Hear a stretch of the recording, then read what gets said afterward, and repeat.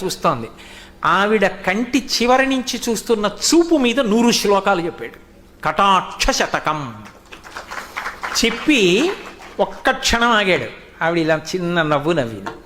మందస్మిత శతకం అంటే పళ్ళన్నీ కనపడకుండా కొద్దిగా పళ్ళు కనపడేటట్టుగా పెదవులు విచ్చుకోకుండా చిన్న నవ్వు నవ్వింది. ఇటు పక్క నుంచి చూశాడు ఆయన కూర్చుని.